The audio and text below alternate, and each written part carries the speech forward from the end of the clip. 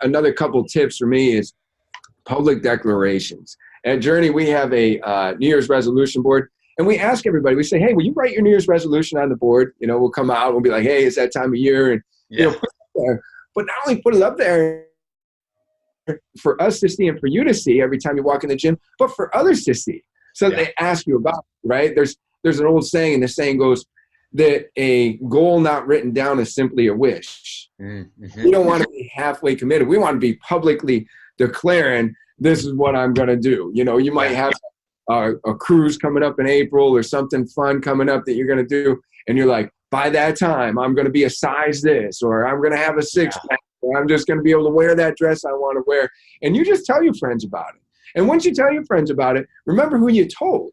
Yeah. Because the support group. So you not only want to make a public declaration. So like, let's kind of backtrack here. Be smart, be emotional, make a public declaration. And those people that you're declaring to, make sure they're the people that are going to support you through this, like your workout buddies, your coaches, different family, people living in your household that like, you're like, hey, please don't eat that ice cream while I'm trying to have the salad, you know, or whatever, you know, like somebody that like won't put all these sabotaging items in front of you, right? So make sure that you talk to them about it. And then with that support, that's what it comes down to. That's how things are best achieved, is that you're the average of the 5 people you spend the most time with, right? So who are you going to spend time with that's going to take you to your goals? And how are you going to change the relationships with the people that you currently spend time with? Because I'm not telling you to move out of your house. Like, don't be around your kids when he's eating Oreos or she's eating candy or whatever it is. But I'm saying, you know, be so emotionally connected and so smart about it and make such public declarations that you can actually enlist those people into your support group and that everybody's working towards your goal with you. It's so much better than being a lone ranger. Absolutely. Yeah. Love it, man. So, go ahead. Well, so I would say that, you know, those are probably 4 of my 5 pillars, but, you know, 4 of your 5 pillars. Okay. So, so before we get to the 5th pillar, what happens when life happens, right? And, you know, I get sick, I'm out for a week, I should rest my body. That's what my coaches are saying. I don't want to like cough over everyone when I'm at the gym or the studio. You know, then my kid gets sick, then I've got a work deadline and crises, and, you know, I blink, and before I know it, I'm off of my nutrition for whatever reason, and I didn't do my meal prep, and I haven't been in the studio or gym, I haven't worked out for like 2 or 3 weeks, and, you know, now what? Now I'm feeling super demotivated, and I'm like, you know what? Just forget about it, right? So what do they do then, right? Because I think that's very common. You know, I talk with clients a lot of time. I said, look, the reason we're on this journey with you and we're trying to partner with you is because life is just a series of ebbs and flows. Like, and it's never going to be this awesome trajectory of life. Like, oh, it's all just rainbows and unicorns, you know? And so how do you weather those storms? Because for a lot of people, so as life goes is as their fitness goals go. And so, you know, how do you help your clients weather those storms and get back on track? Well, this actually feeds in perfectly because this is pillar number 5. Pillar number 5 is forgive yourself. And I'd like to give credit right now to my friend and mentor, Rachel Cosgrove, because she told this story and I've definitely retold it a few times, but she was the first one I ever heard it from. I don't know where she got it. Maybe she came up with it on her own. Yeah. But she was the first one I ever heard it from. And she asked this question, and she said, if you were driving along on a journey, because that's what you're going to do, new year, new you, journey to a new you, you're driving along on your journey, right? And you get a flat tire. She said, let me ask you, would you get out of the car, look at that flat tire and say, man, I'm going to flatten the other 3 right now. I'm just going to go poke a hole in all of them because I'm so mad that this one's flat, right? Now, I know that sounds crazy. So then think for a second how crazy we must be when we fall off our diet a little bit and then we're like, oh, well, I'll just, you know, be bad all weekend because, you know, I was already bad on Friday, so I'll be bad on Saturday and Sunday. And then Monday rolls around and you don't get back on track. What you did is you said, I had 1 flat, so now I'm going to flatten on Friday. I'm going to flatten it, you know, Saturday, Sunday, Monday, you know, so now you got 4 flats. Here's the ticket. Here's the ticket to get back on track. The ticket to get back on track is forgive yourself, because the best time to get back on track is as soon as you got off track. And life is going to happen. I think it was John Lennon who said, life is what happens when we're making other plans.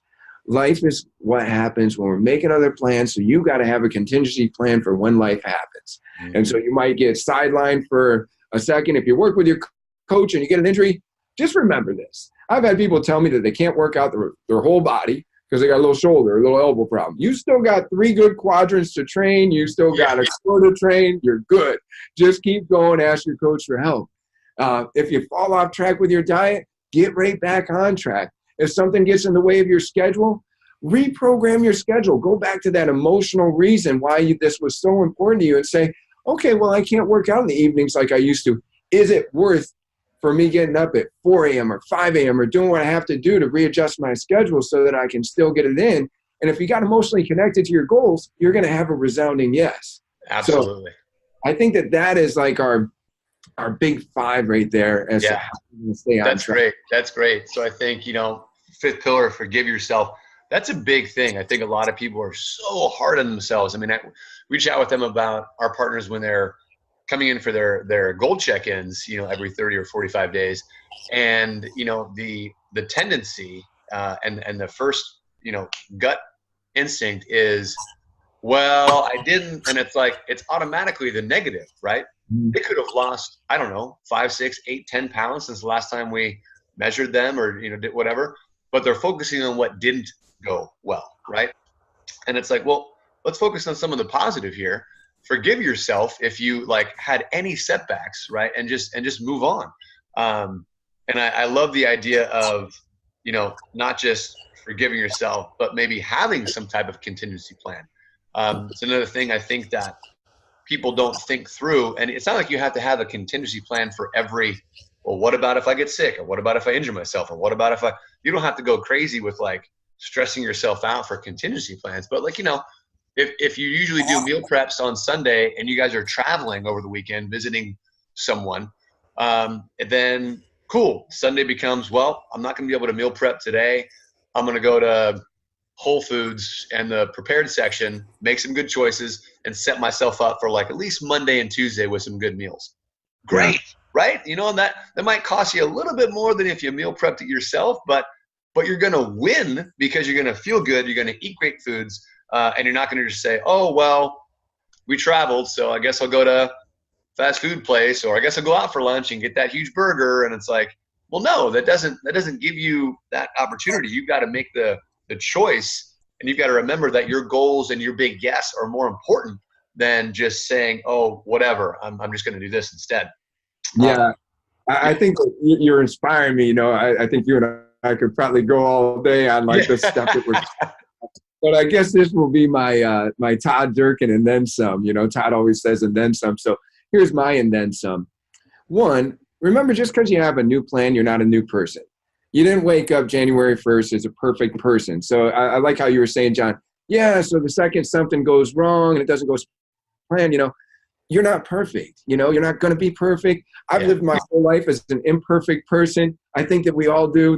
I haven't met anybody who's perfect yet. So just remember, it's 90-10. You're shooting for a 90%. You're trying to stay, on that dean's list or whatever. Yeah, You're trying to keep your A's, but it's not a perfect A. It's not a straight A. So just be okay with that. And then I like what you were saying about, maybe today you go to Whole Foods, or even if you wind up at a restaurant that you weren't expecting, because there's always going to be birthdays, there's always going to be events and things like that.